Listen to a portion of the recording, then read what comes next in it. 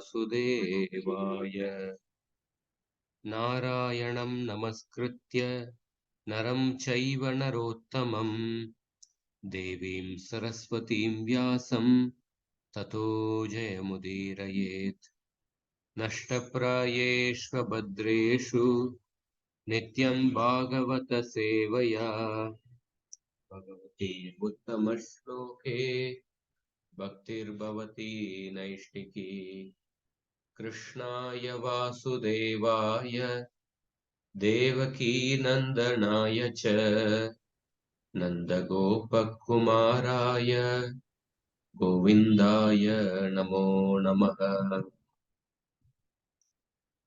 ॐ अज्ञानतिमिरन्दस्य ज्ञानाञ्जनशलाकया चक्षुरोन्मिलितं येन तस्मै श्रीगुरवे नमः। नमो ॐ विष्णुपादाय कृष्णप्रेष्ठाय भूतले श्रीमते भक्तिवेदान्त स्वामिन्निति नामिने नमस्ते सारस्वते देवे गौरवाणी प्रचारिणे निर्विशेषा शून्यवादी पाश्चात्यदेशतारिणे जय श्री कृष्ण चैतन्य प्रभु नित्यानंद श्री अद्वैत गदाधर श्रीवासादि गौर भक्तवृंद हरे Krishna Krishna Krishna Hare Hare Hare Ram Ram Ram Hare Hare.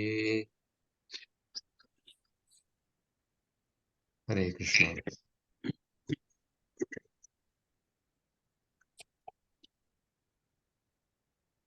So we are discussing the fourth canto, chapter 2, entitled this chapter 2 to chapter 7. In the fourth canto is the description of the Daksha Yajna.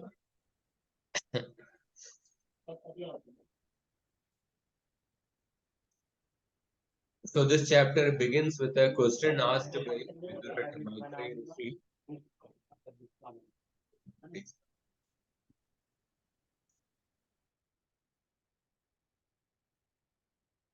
So at the end of the previous chapter, Maitreya Rishi narrated the dynasty of Swayambhu Manu through the daughters Akuti, Devahuti and Prasuti. In the course of the narration of those dynasties, Maitreya Rishi had mentioned that Sati, the daughter of Daksha, she actually gave up her life. She gave up her life, and because of a long-standing quarrel between her father Daksha and Lord Shiva. So Maitreya Rishi had mentioned that. So based on this statement, Vidura asked a question. The beginning of the second chapter. Vidura asked a question: how can actually, what was the reason for the quarrel between the Lord Shiva and Daksha Prajapati? Lord Shiva is actually a friend of the whole universe. He is a guru of the whole universe, and is kind to everyone. How is it that Daksha Prajapati hated Lord Shiva? And then Sati is the youngest daughter of Daksha. She is very dear to Daksha. But why did she actually take that such a very serious decision of ending her life? That's quite a serious decision. What was the reason for that? So then, in response, Maitreya Rishi starts narrating the whole Daksha Yajna episode. So the episode starts with how there was Daksha Prajapati was performing a sacrifice, and when he entered the sacrificial arena, when he entered the Sabha, everyone got up except Lord Shiva. So Daksha Prajapati noted that, and Daksha Prajapati starts speaking that, please understand that I'm not speaking out of envy. I'm actually speaking the fact. Like that, he begins. And then he starts actually finding fault with the character of Lord Shiva. So last few verses, he actually found fault in the character of Lord Shiva. We saw them. So these verses, Daksha Prajapati is actually criticizing Lord Shiva in a very serious manner. But the Acharyas, they also give a alternative explanation to the same shlokas, as if they are actually a glorification of Lord Shiva.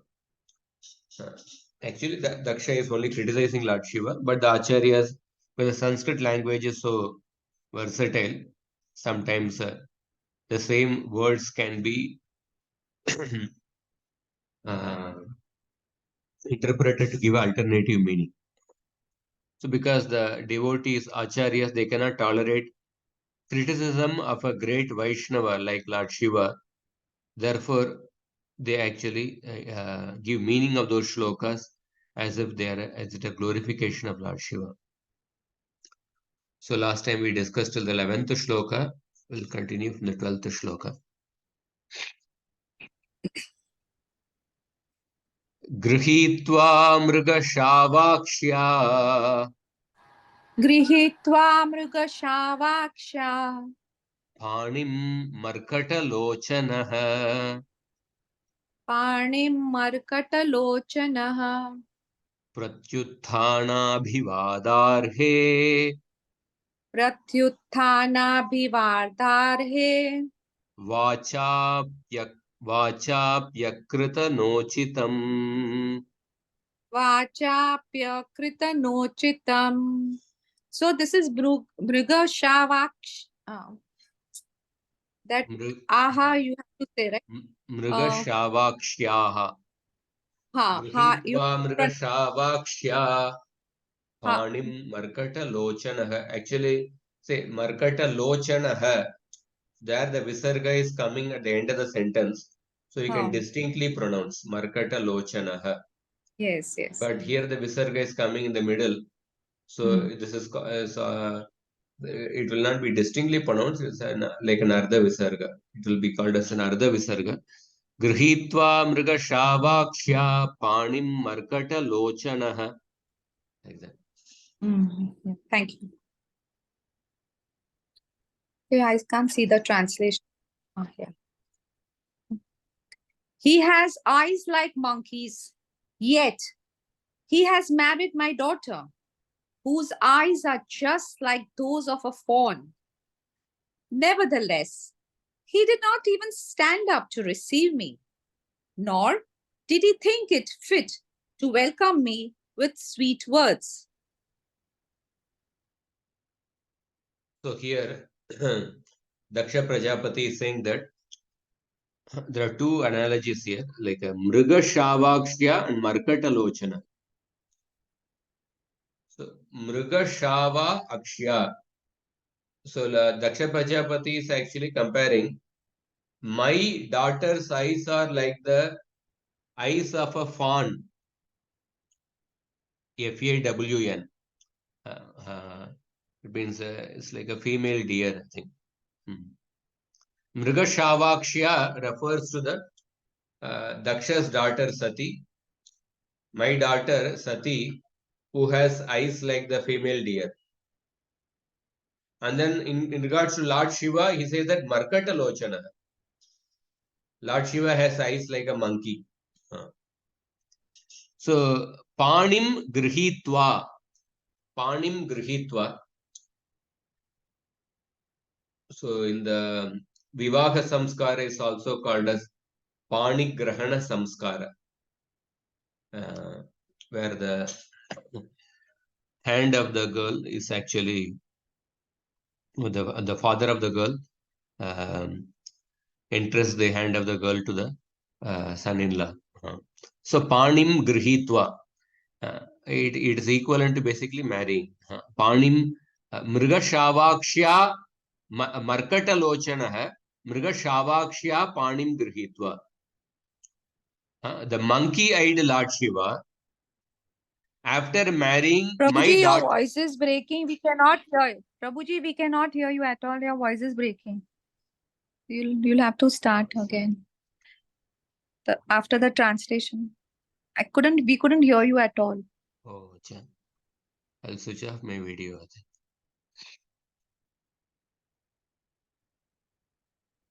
So in this shloka, there are two analogies given. Mriga Shavakshya, Markata Lochanaha. Lochanaha means eyes.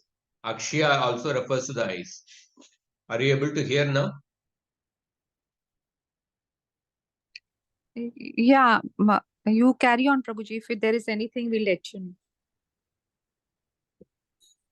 So Mriga Shavakshya refers, he is saying that my daughter who has eyes like the female deer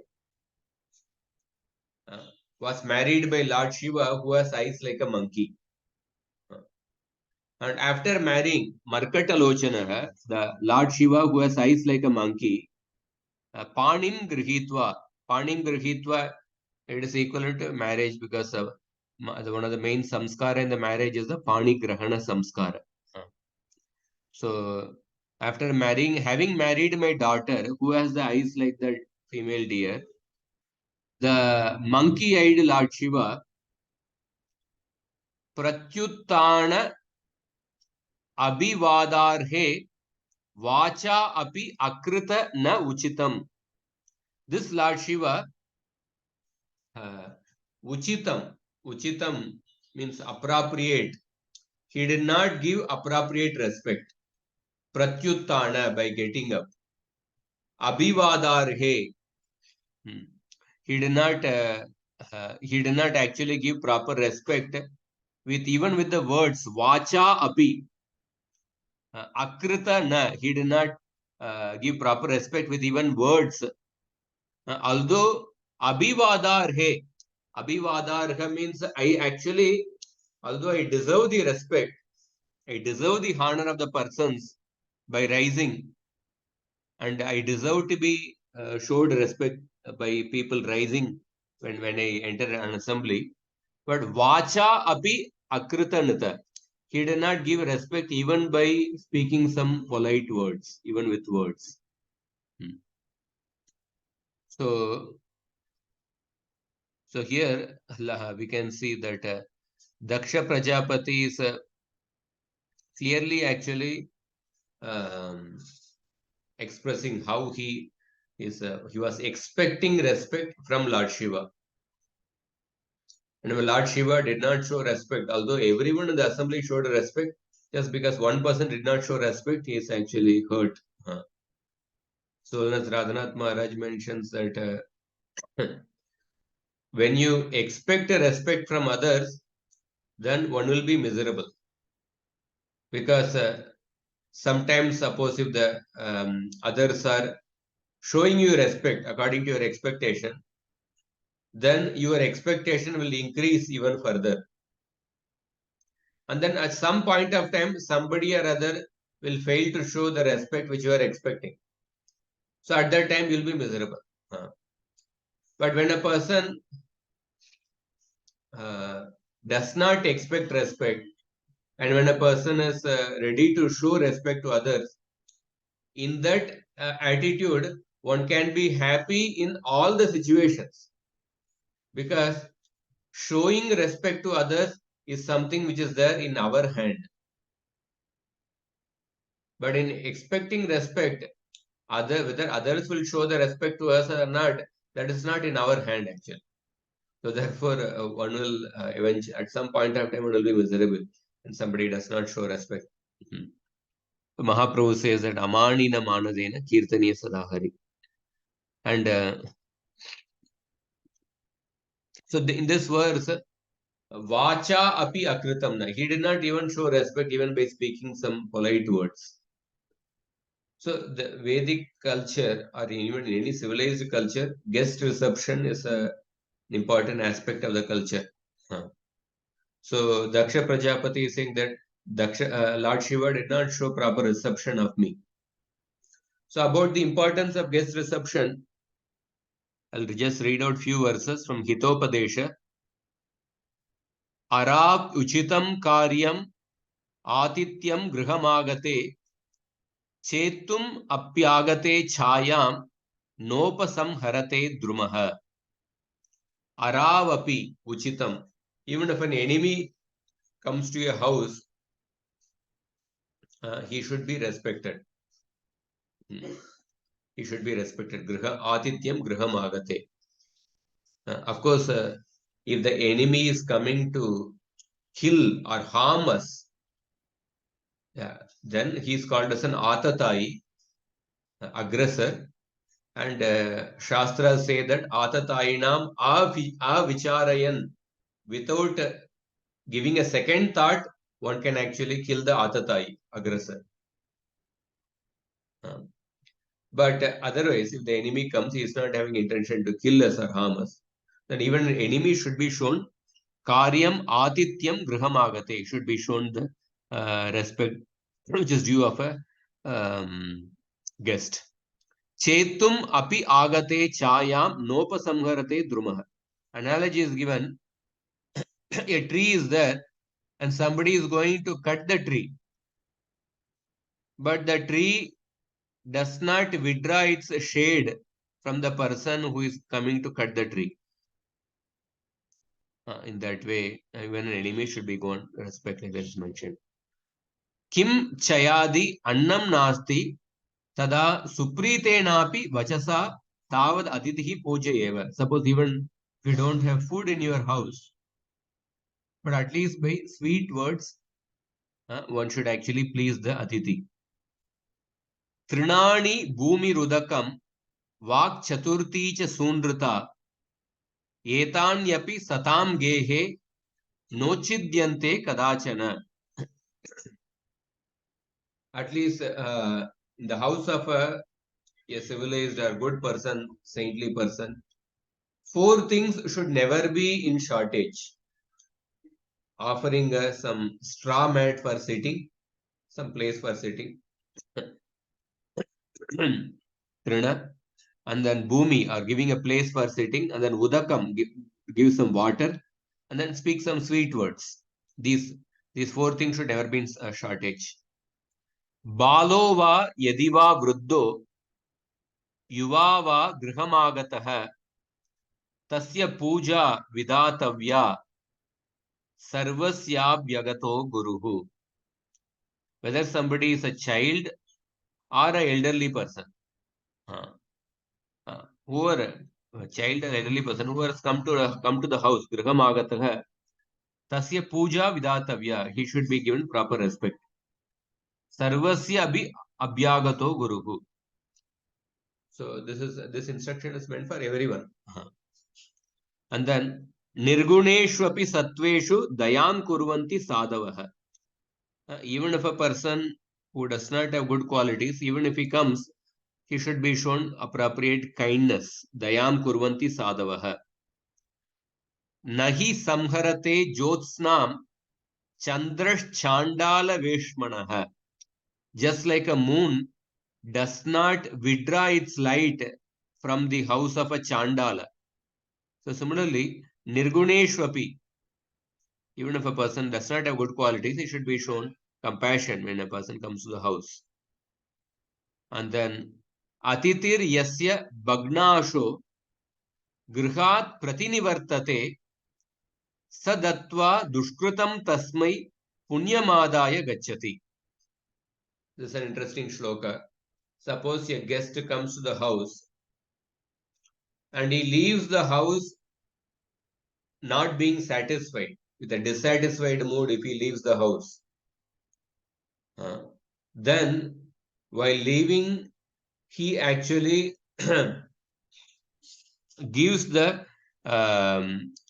sinful reactions to the house of the host and taking away the pious credits of the host. Sa datva dushkrutam tasmai punyamadaya gacchati. If the guest leaves dissatisfied, he takes away the pious credits of the host and while depositing his own sinful reactions in. And then lastly, Uttamasyapi varnasya nichopi grihamagataha pujaniyo yathayogyam sarva deva mayodhitihi. suppose a person of a high class family is there as a host, and a low class person is coming as a guest, then also he should be shown appropriate respect, whatever is required. Because Sarva Deva Mayotitihi, because the guest is the representation of all the Devatas. Sarva Deva Mayotitihi, Atitihi. So here Daksha is complaining that Lord Shiva did not show respect to me even by speaking some words. What to speak of getting up? So, of course, we'll see the reason why Lord Shiva did not do, because Lord Shiva was absorbed in his own meditation. But Daksha Prajapati is, he had a severe expectation for being respected, and then he is envious of Lord Shiva since a long time, actually. And just this particular act of Lord Shiva not getting up, that has actually that acted like a spark, and which has made his long-standing envy towards Lord Shiva into a blazing fire. So this shloka, the same shloka, if we take it as a glorification of Lord Shiva, what does it mean? It means that Markata Lochanaha refers to Daksha Prajapati. Daksha Prajapati is saying that seeing mercifully materialistic people who are like monkeys, he's referring to Markata Lochana refers to general materialistic people. Lord Shiva shows his glance.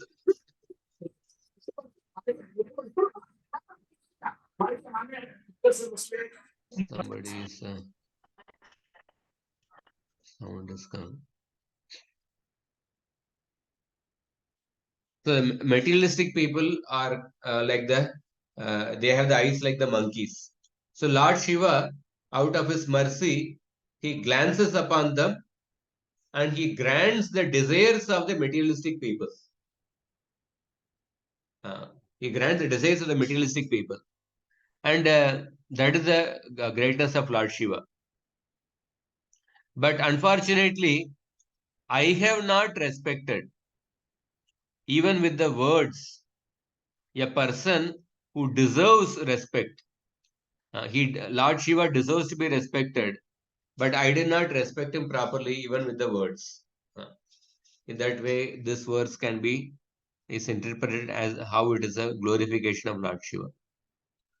We go to the next shloka. Prabhuji, even last time when you were doing Niti Shatakam verses, you had mentioned about how Prithu Maharaj quotes, a verse when an attached householder who is poor, but he becomes highly glorified when he receives a saintly person at home. And Maharaj had also spoken about that, about the mode of guest reception. It is duty of every person in the temple to serve the guest visitors who come to the temple, and it's just not the guest reception service department, responsibility. Yeah, with regards to it, many even Mahabharat, you had quoted Vanaparva, when Pandavas go to a forest and how many Brahmanas follow him. And Krishna also during that Suya Yagna, he took the role of washing their feet. Sudama also highly renounced the way Krishna received Sudama, transformed heart of even Narayan Rishi, how he reception to the Devtas who actually tried to defame him. Ranti Dev's also example you had said. Guest reception is that's a topic in itself. So many examples. Thank you for sharing these examples. And even you mentioned, like, if a person is not doing that, that house is equal to sandal, even though if it is made of sandalwood, it is a snake which snake, venomous snake lives. No, that the place is like a place like venomous snakes lives. Yeah, a rich person who does not receive the sadhus, his house is like the sandalwood tree in which the venomous serpents live. But even a poor person who receives a saintly person, his house becomes, he becomes very fortunate by receiving the saintly person. Yeah, these are the verses. Thank you for reminding these verses.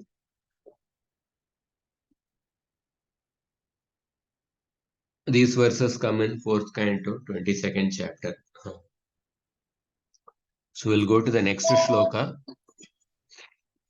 This shloka will take a little more detail. Lupta kriyaya shuchaye लुप्तप्रियाया शुचे manine bhinna setave मानिने भिन्न सेतवे anichan apyadam balam अनिच्छन्नप्यदा बालम् anichan apyadam balam अनिच्छन्नप्यदा बालाम् shudra yevo shatim giram. शूद्रा एव शतीं गिरम्. I had no desire to give my daughter to this person who has broken all rules of civility. Because of not observing the required rules and regulations, he is impure, but I was obliged to hand over my daughter to him, just as one teaches the messages of the Vedas to a Shudra. So here we see Daksha Prajapati is using 4 words to criticize Lord Shiva. Lupta kriyaya, ashuchaye, manine, and binna setave. Lupta kriyaya means Lord Shiva does not observe any rules and regulations. He does not perform any.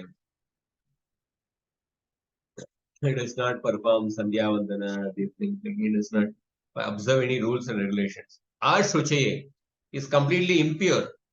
Manine, he is a proud person. Binna setave. Binna setave means he has broken all the rules of civilized behavior. So anichan api adam balam. Although I did not desire, but still I gave my daughter to Lord Shiva. Shudraya iva ushatim giram. Just like if a person teaches Vedic knowledge to an unqualified Shudra, to a Shudra who is not qualified to receive the Vedic knowledge. Similarly, I gave my daughter who is like the Vedas, but I gave my daughter to Lord Shiva who is like a Shudra, who is Lipta Kriyaya, Ashuchaye, Manine, and Binna Setave. So, although not desiring to do so, Anichanapi, I have given my daughter, Balam Adam, to a person who does not perform rituals, Lipta Kriyaya, impure, proud, and violates the rules of conduct. I have acted as if giving message of the Vedas to a Shudra. So the word Ushatim, Shudraya iva Ushatim giram. Ushatim here refers to the Vedas actually. So there are many, if you see, there are many Paryaya Vachi Shabdas. Paryaya Vachi Shabda means synonyms. Amara Kosha gives many Paryaya Vachi Shabdas. Ushatim refers to the Vedas. So the same verse, how it can be interpreted as a glorification of Lord Shiva, Vishwanath Chakravarti Thakur says that Lord Shiva is the form of the Supreme Brahman. He is a Gunavatara Vishnu. So because of that, he actually Lupta Kriyaya. He does not need to perform any rituals. He is in a liberated platform. In the Gita, Krishna says, another shloka, 2nd chapter.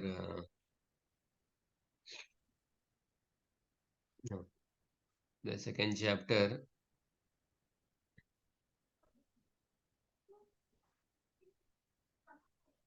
Yada te moha kalilam buddhir vidhidarishyati tada gantasi nirvedam shrotavyasya shrutasya cha.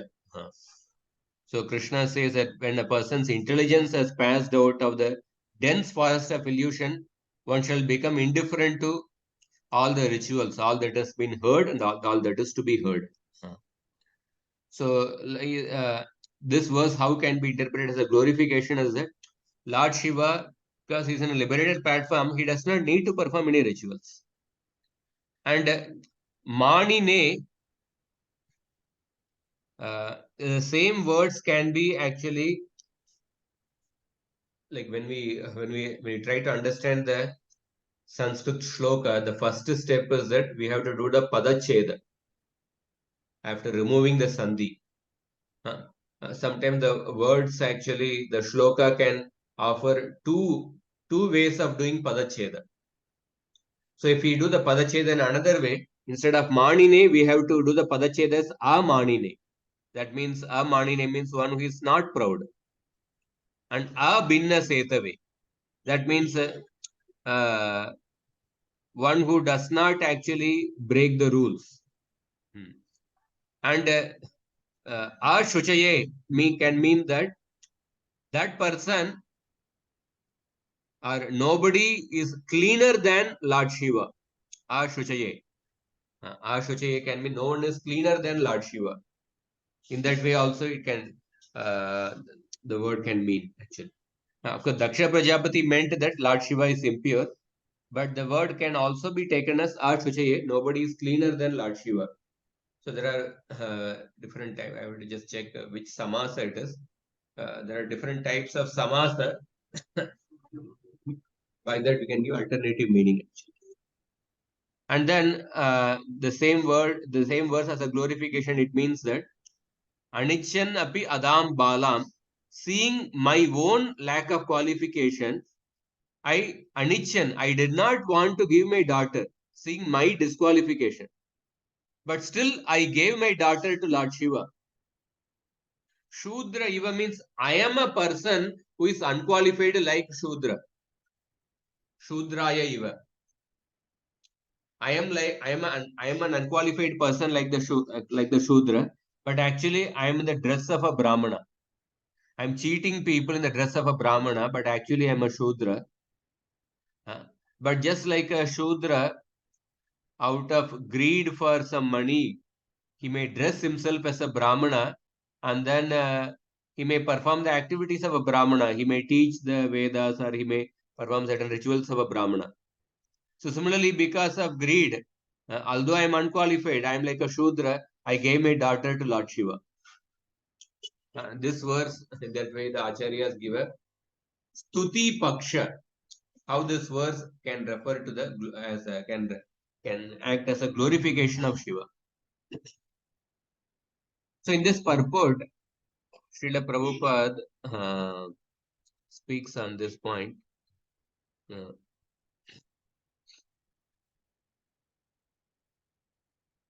He says that a Shudra is forbidden to take lessons from the Vedas because a Shudra, due to his unclean habits, is not worthy to hear such instructions.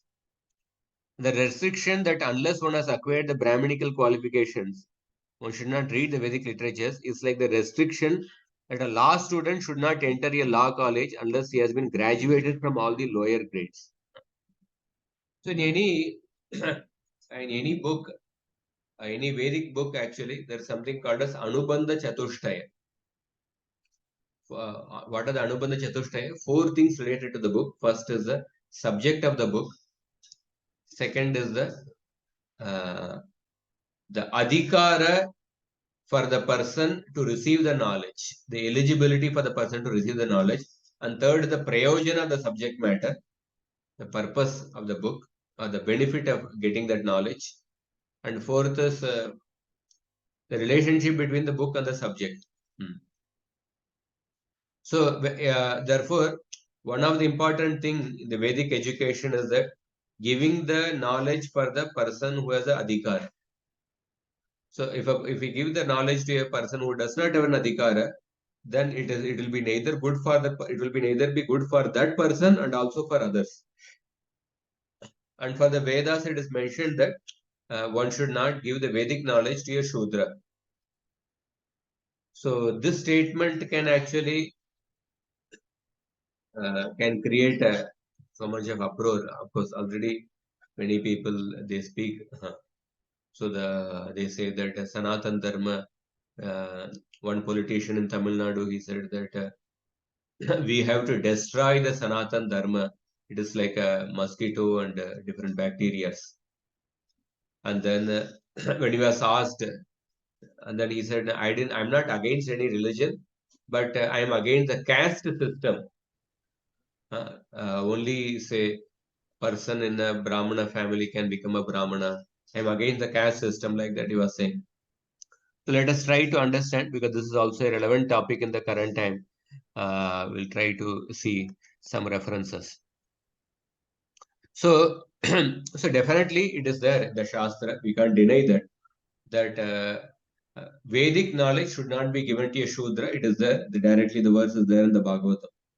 And also even in the Panini Vyakarana, there are almost series of sutras in the third Adhyaya, in which same example is given. The example which has this meaning that Shudra should not learn the Vedic knowledge, or he should not perform the yajna.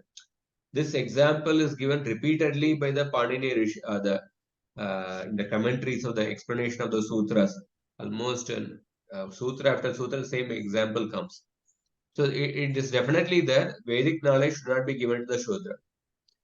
But now the next point is that when we talk about the Varnas, is the Varna determined only based on the birth or guna or karma? So let us see some references from the Shastra. So when we, the reference of the Brahmana, Kshatriya, Vaishya, Shudra, there are quotations in the Shastra which give importance to the birth, qualities and activities. For all three, the references are there. When we take first the references from the Bhagavad Gita, Chaturvanyam Maya Srishtam Guna Karma Vibhagashaha. Krishna says that I have created the Varnashram system based on Guna and Karma. Another reference from the 7th canto Bhagavatam, Narada Muni, when he is speaking about the Varnashram system, he says that Yasya Yal Lakshanam Proktam Pumso Varnabi Vyanjakam Yadanyatrapi Drishyeta Tattenaiva Vinirdeshet. He says that if one shows the symptoms of being a Brahmana, Kshatriya, Vaishya or Shudra as described above, even if he has appeared in a different class, yad anyatrapi drishyeta, he should be accepted according to those symptoms of classification. So Narada Muni, the 7th canto, 11th chapter to 15th chapter, he describes the Varnashram system. I think this verse comes in 11th chapter, I guess. So having described different qualities of a Brahmana, Kshatriya, Vaishya, Shudra, at the end of the chapter he speaks this verse.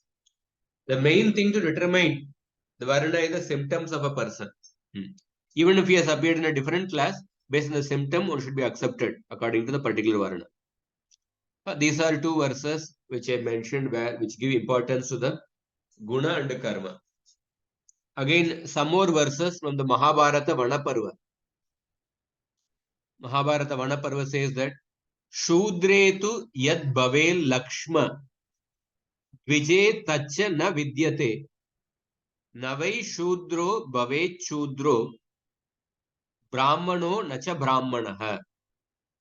Is someone born a Shudra but possesses the characteristics of a Brahmana, Lakshma Dvije, and someone born a Brahmana but does not possess, then the Shudra should not be known as a Shudra, and that Brahmana should not be known as a Brahmana. So this verse clearly talks about how the guna of a Shudra, guna of a Brahmana, guna of a Kshatriya, that only determines which Varna a person belongs to. And then another shloka from Vanaparva. Shudra yonau hi jatasya sadgunanu patishtitaha arjave vartamanasya brahmanyam abhijayate. If a person is born in a Shudra family but has developed the qualities of a Brahmana, such as Satya, Shama, Dama, and Arjava, then Brahmanyam Abhijayate. He attains the exalted position of a Brahmana. So these two verses again give importance specifically to the qualities of a Varna. And then another verse from the Anushasana Parva of the Mahabharata.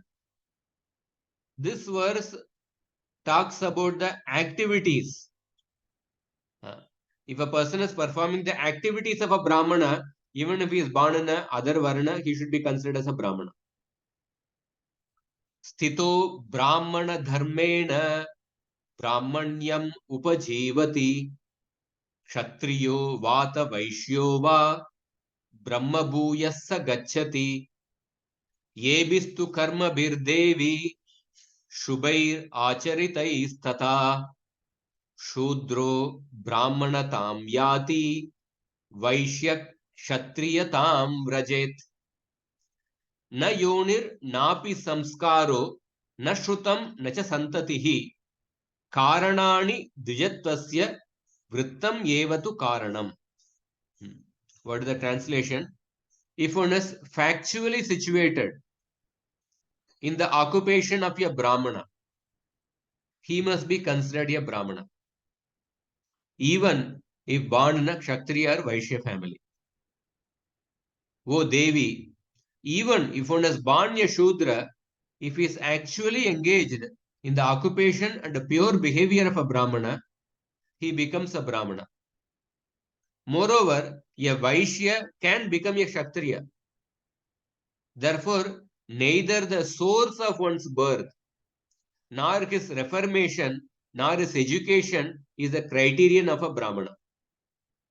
The vritta or the occupation is the real standard by which one is known as a Brahmana. So we have seen verses from Bhagavad Gita, Srimad Bhagavatam, Mahabharata. These verses give importance to the qualities and the occupation. And then now let us see some verses which give importance to the birth also. These verses also exist. So sorry, Prabhuji, to interrupt. Uh. I think even there's something called emergency duties or something like Parshuram, he is a Kshatriya. I mean, Brahman and Kshatriya, how you can interchange. Is it that right? is Apad Dharma. That is Apad Dharma, emergency duty. Like Apad Dharma is another thing. And this is like these verses are talking about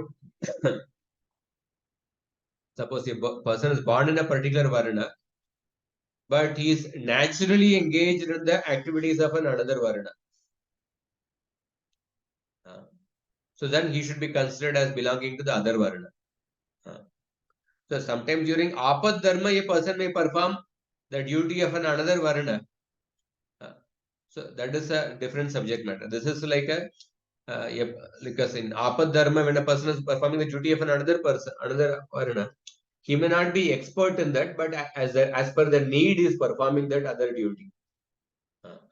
Like somebody is fighting in the battle, although he is not trained as a soldier, but there is a need of soldiers in the battle, and then they are sent to battle even without the proper training.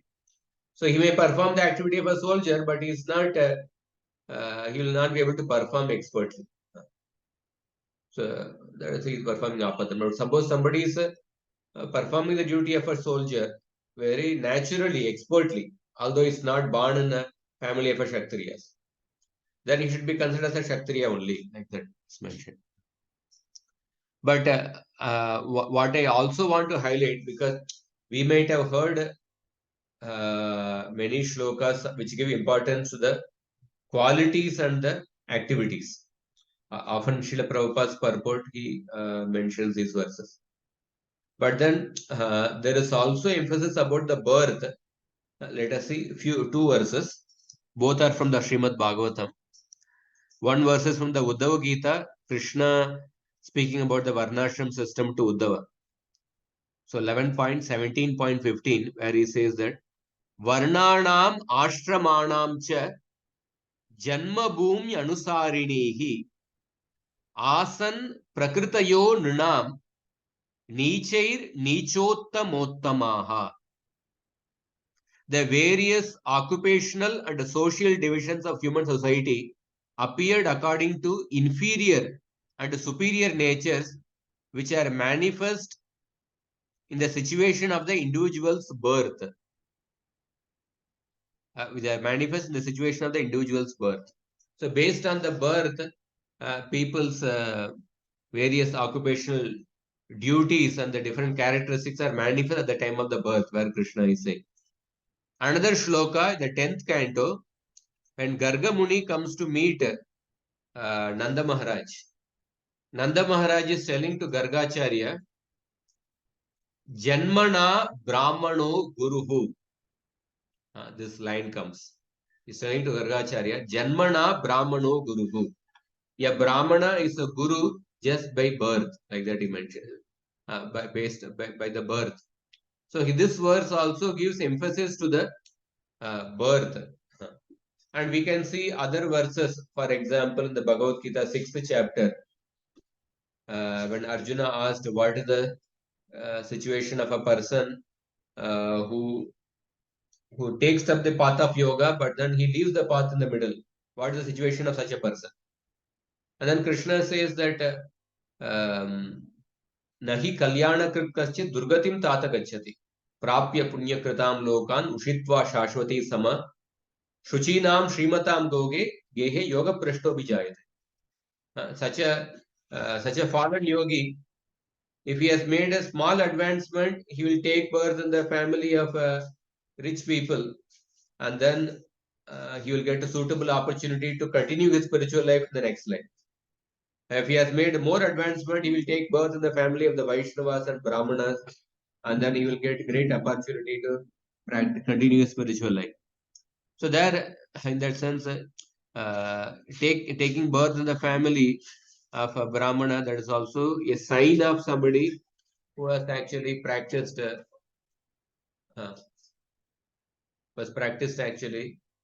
spiritual life, Nishkam, Karma Yoga, Bhakti Yoga in the past. So this can also be taken as a which is giving importance to the birth.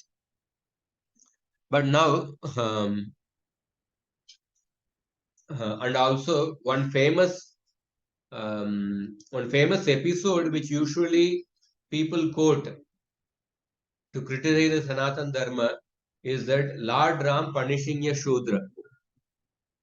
This episode comes in the Ramayana Uttarakanda.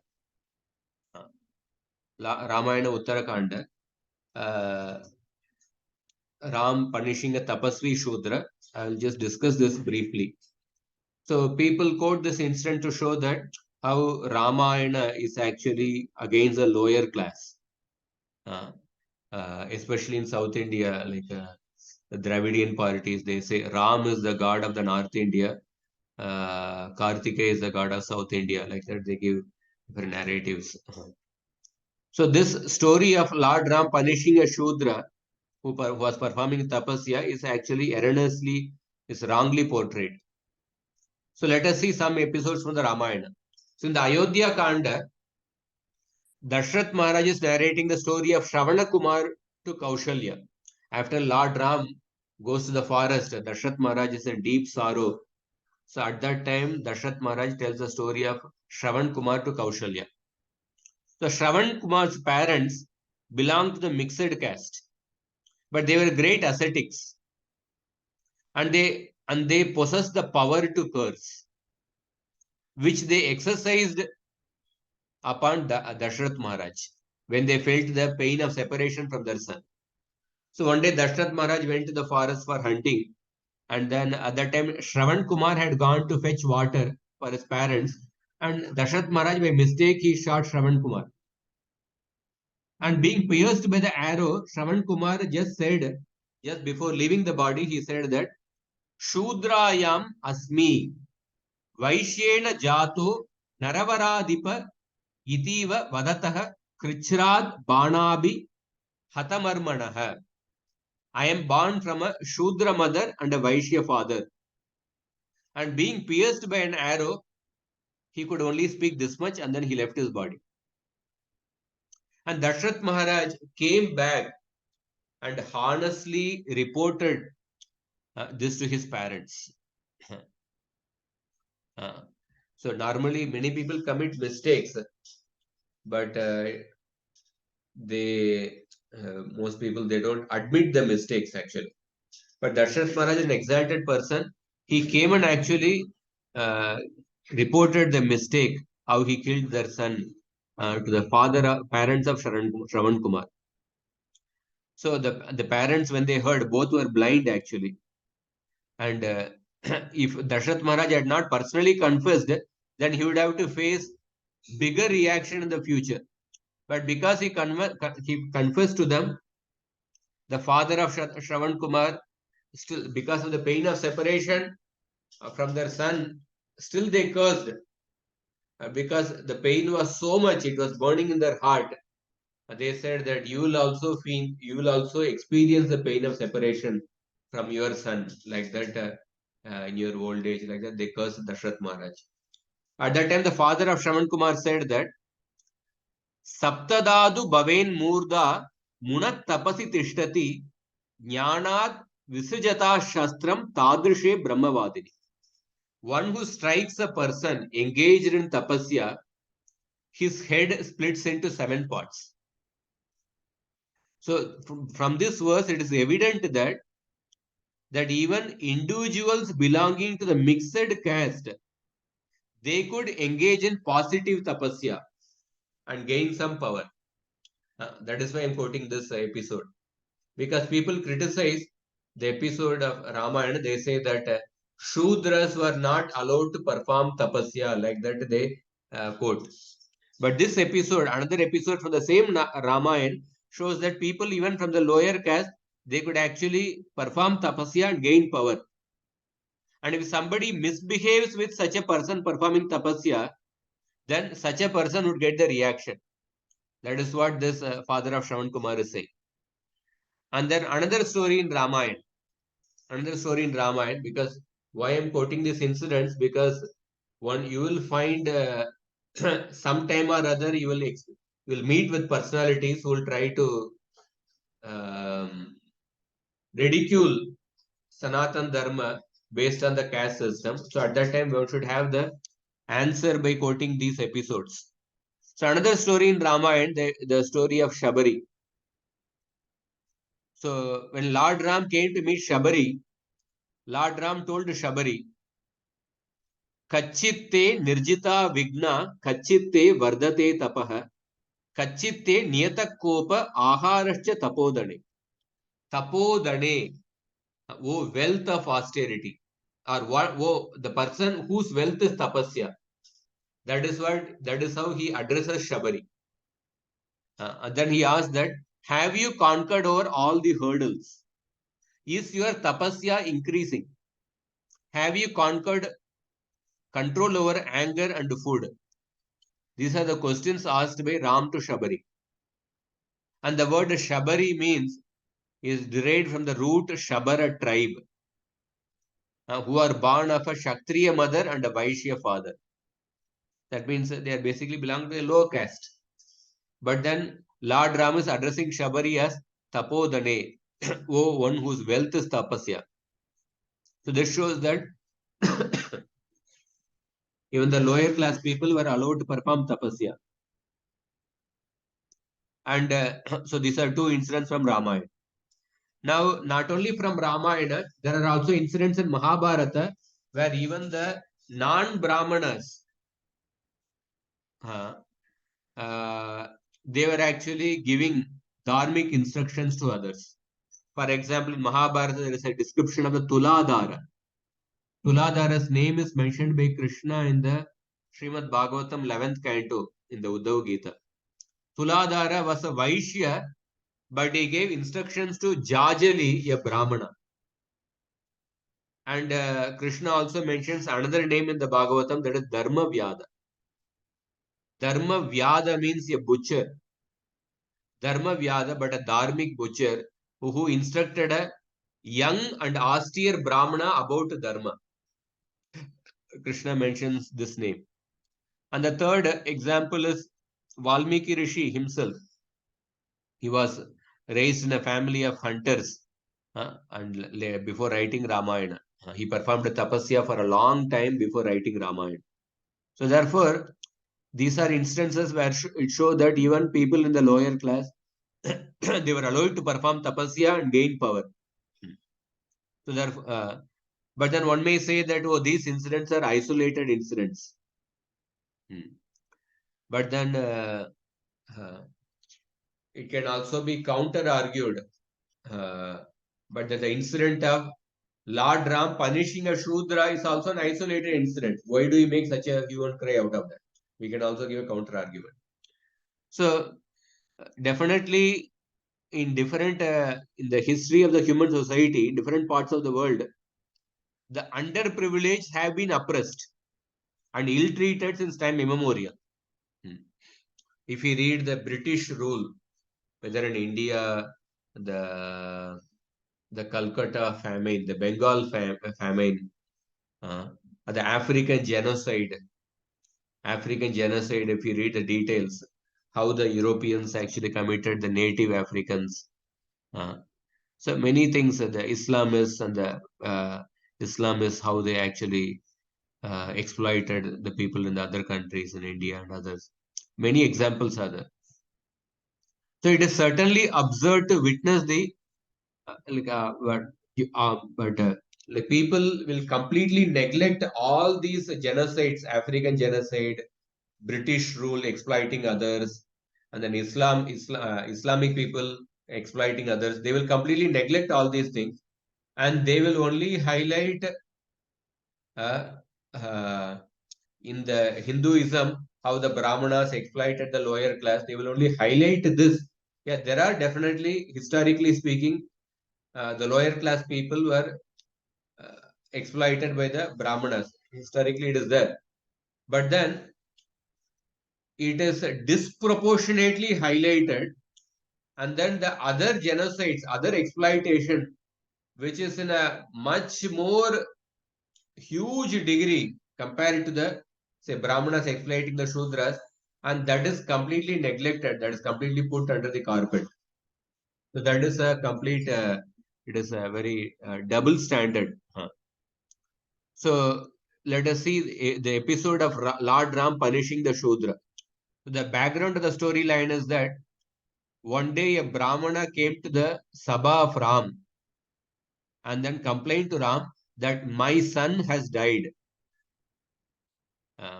He complained for the untimely death of his son. So it was a known fact that nobody would die untimely in Ram's kingdom. So therefore, the Brahmana accused Lord Ram that because of your some misrule, therefore I have lost my son untimely. Like that, he complained to Lord Ram. So this complaint itself may appear very peculiar in the current time. So oftentimes the people analyze the incidents of the previous yuga from the current perspective.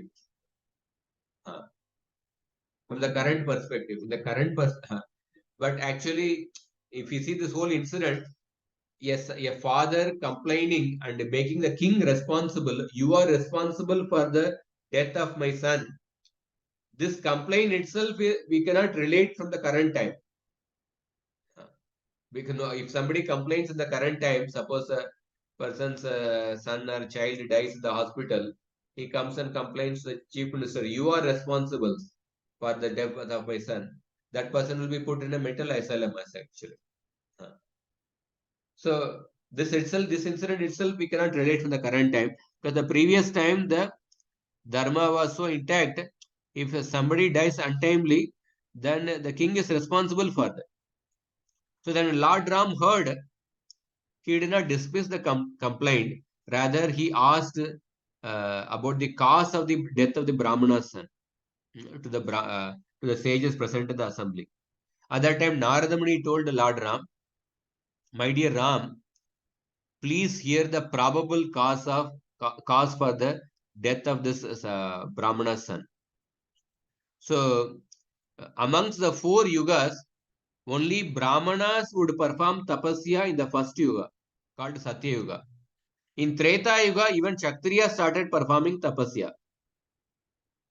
And the the other two Varnas, Vaishyas and Shudras, were supporting the two higher Varnas. And the Dwapar Yuga, Vaishyas also began performing tapasya. And ultimately in Kali Yuga, even Shudras do tapasya. So the reason, I think the reason for the death of this Brahmana's son is that some Shudra is performing tapasya in your kingdom. So that is the reason, like the Narada Muni mentioned. It is interesting here, one may say Narada Muni is telling the cause of the Brahmana's son's death is that Shudra performing a tapasya. But interestingly, Narada Muni himself was the son of a maidservant. He was raised as a Shudra, and Bhagavatam narrates that how by the mercy of the Bhakti Vedantas, he actually he became elevated just in 4 months. So therefore, definitely Narada Muni is not instigating Lord Ram to stop. Definitely, Narada Muni would not stop Lord Ram to stop another Shudra from performing tapasya, because he himself in his previous life was a Shudra, and then he became elevated by serving the Bhakti Vedantas. So then Lord Ram mounted his chariot and then he went in his kingdom. And then one place he saw that there was one Shudra who was hanging upside down and performing tapasya. And he inquired about the background of the person, and he asked him the reason behind it performing tapasya. And the tapasvi spoke. This verse is there in the Uttarakanda. Na mitya aham vade Rama devalika jigishaya shudram mam viddi kakutsa shambukam nama namataha. O kakutsa, my name is Shambuka, born of a Shudra. I am engaged in this tapasya because I desire to conquer the kingdom of the Devas. I am speaking the truth. So when Lord Ram heard this, Lord Ram understood that this person performing tapasya is the untimely death of the son of the Brahmana. Then he instantly cut off this Shudra's head and left to Ayodhya. So the crime of the Shudra is that he performed a tapasya in violation of dharma to unsettle the orderly system by desiring to usurp the position of the deva.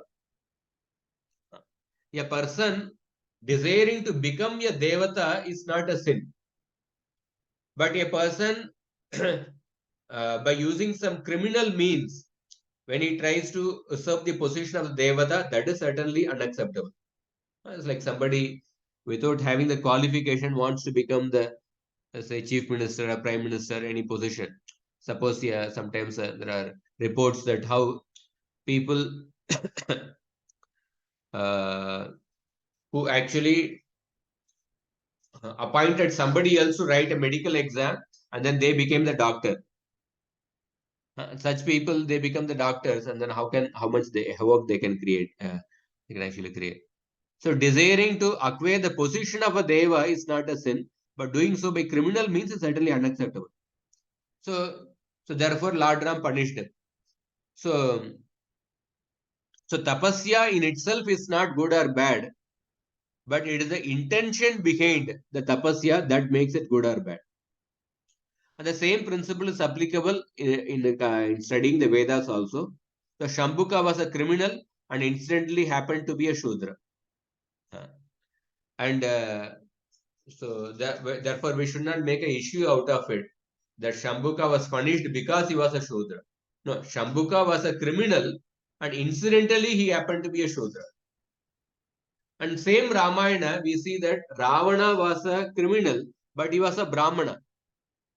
Lord Ram punished Ravana, although he was born in a Brahmana family. And Lord Ram befriended Guha, who was the king of Nishada. And Lord Ram accepted Hanuman, although he was not even a human being. So therefore, from Lord Ram's behavior, we can see that Lord Ram set a standard to judge based upon the legal system without considering the social status or the caste. And Lord Ram was even willing to punish his own family member. That is Lakshman. This story also comes in the Uttara Ramayana. Once Lord Ram was having a meeting with Kala.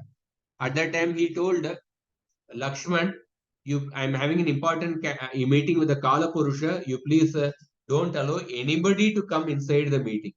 Don't disturb me. So at that time, Durvasa Muni came to meet Lord Ram. And Durvasa Muni said that I want to immediately meet Lord Ram. And then Durvasa Muni threatened, if you don't allow me to meet Lord Ram immediately, then I will curse the entire Ayodhya. I will destroy the entire Ayodhya. So Lakshman, considering the higher principle of protecting the Ayodhya citizens, he intervened in the meeting and informed Lord Ram while he was conversing with the Kala Purusha. So Lord Ram, at that time, uh, as duty bound, he punished Lakshman. Uh, instead of death penalty, Lord Ram told that you have to leave Ayodhya because you did not follow my order. He was forced to. In that sense, Lord Ram was punished. He was punished even Lakshman, his own family member. Lord Ram punished Ravana, who was born in a Brahmana family. Lord Ram had a friendship with Guha, Shugriva, and Hanuman, although they were from the lower caste. So therefore, to accuse that Lord Ram punished the Shudra who was studying the Vedas, who was performing tapasya, that is completely wrong. And therefore we should know that this caste system, when we talk about the caste system, traditionally speaking, before studying the Vedas, one has to study the Vedangas. Shiksha, Chandas, Vyakarana, Nirukta, Kalpa, and Jyotisha. And studying the Vedas, Vedangas are the Angas of the Veda Purusha. Vedangas help in studying the Vedas. To study the Vedangas itself is a huge task actually. It's a huge task. You cannot just to study Shiksha or a Vyakarana. That itself takes many, many years actually, Vyakarana especially. So, and then, so therefore, when it is mentioned that Veda should not be given to the Shudras, this instruction is not out of discrimination or exploitative tendency, it is out of compassion. Because if somebody who does not have the capacity, if he is told to study the Vedas, if he is told to study the Vedangas, he will feel a big headache within few days actually. He'll feel a big headache within few days. Therefore, it is out of compassion towards them such things are given. At the same time, the people, the Shudras are not, they are not stopped from getting access to the message of the Vedas. Because the same message of the Vedas is also available in the form of the Puranas and Itigasas. And the Puranas and Itigasas are easy to read. They contain stories, and Puranas and Itigasas can be read even with the Shudras. In the same way, Shudras are given access to the Puranas and Itigasas. In that way, they can get the message of the Vedas, and in that way, they can also attain perfection. So, therefore, Prabhupada writes in one purport in the first canto. He gives a very balanced point. He says that if somebody is actually claiming just because he is born in a Brahmana family and then says that only we have access to the Shastra, others cannot do it. Others cannot have access. Only based on the birthright, if somebody says that, that is also wrong. That is wrong.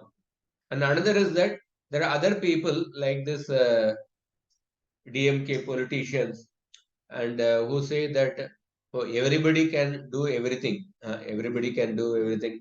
And then they try to artificially make everyone a Brahmana without giving the proper qualification.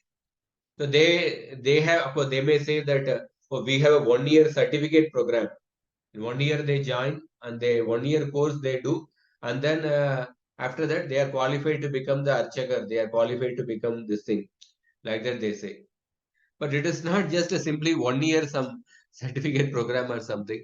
Usually it requires many years of training. Actually, it requires many years of training. it require one Brahmana, he came to Govardhan Eco Village, and then one leader said that this Brahmana from Adva Sampradaya, they were expert in performing the yajnas. And so one leader said that, can you make this devotee in our GV community like yourself being expert in the performance of the Vedic yajna?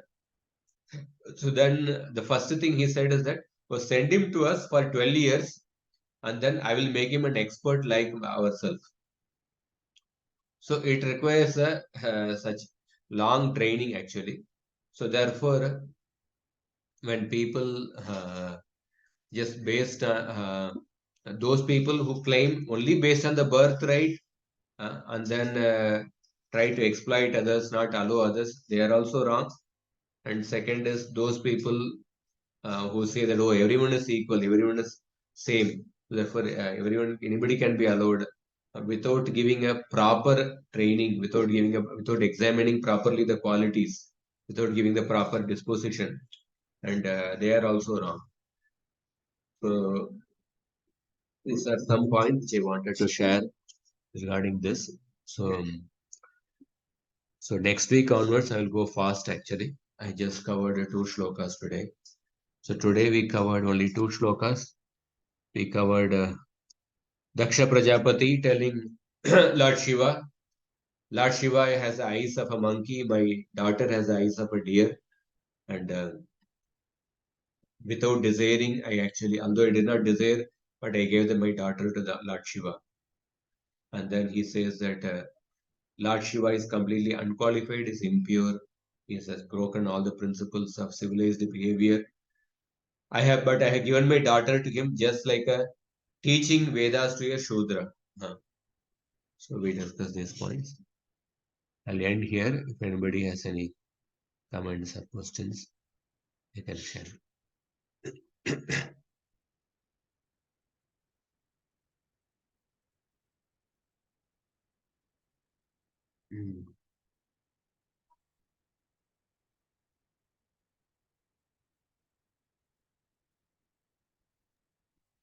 Puja, I have one question. Hmm. So in this story of that Shudra performing tapasya, Lord Ram wanted to had to ask Narada Muni for why it is happening. Hmm. So why? Because Lord Rama is the Lord, Supreme Lord. Then he is all knowing. Then why should he ask Narada Muni for that? Why it is happening like that, and because of what it is happening? Actually, the entire Ramayana, Lord Ram exhibited his paratva, that means the position as the Bhagavan, only in few instances. But otherwise, he has actually come to teach the example of ideal human being. Ideal son, ideal Kshatriya, ideal leader, ideal brother. He is teaching the example of ideal Kshatriya king, how a king should consult the Brahmanas, should consult the advisors. So that is what he is showing by his example. There is also a Niti principle that a king is ruined by bad advisors. So a king is supposed to consult. So Lord Ram is playing the role of ideal Kshatriya king and taking advice from Narada. Okay. So after becoming the king of Ayodhya, he ruled for 11,000 years. No. After killing Ravana and coming back to Ayodhya, and once he was coronated, then he ruled for 11,000 years almost. Correct. Then during that whole period, he was like a man, like a human only. He was not acting Yes. like a god or what. Yeah. He never acted like the Supreme Lord during that whole period. Yes. Okay. In his entire this one, in only few instances, he declared, like for example, when Jatayu, after Jatayu's death, Lord Ram speaks a particular sentence where he reveals his paratva. the Supreme Bhagavan. I will send him to Vaikuntha like that. Rather, only few instances he actually reveals his Paratva. Otherwise, he's setting the example of an ideal human being, Maryada Purushottam. Yeah, so the whatever few instances he showed were all before killing Ravana only. I mean, till in the main Ramayana only. And once this Ramayana ends and the Uttarakhand, I mean, after he comes back to Ayodhya and is coronated the king, then he never showed that Paratva, no? After this coronation. Yeah, I am not so well read Ramayana. Childhood only I read. If there are any instances in the Uttar Ramayana after coronation where he showed the Paratva, I am not completely sure. Hello. Yeah, I am not very sure whether there are any instances or not. Hello. Hare Krishna. Can you hear? Hare Krishna. I am able to hear.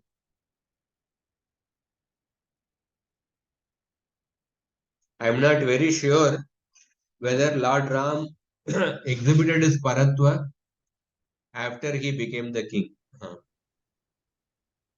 Your voice it had stopped completely.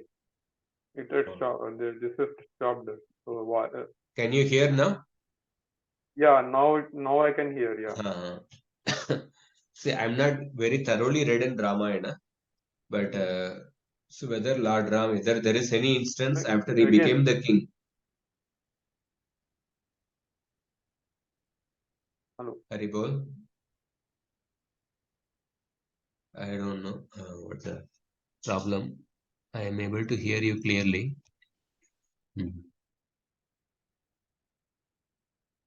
Okay, any other question?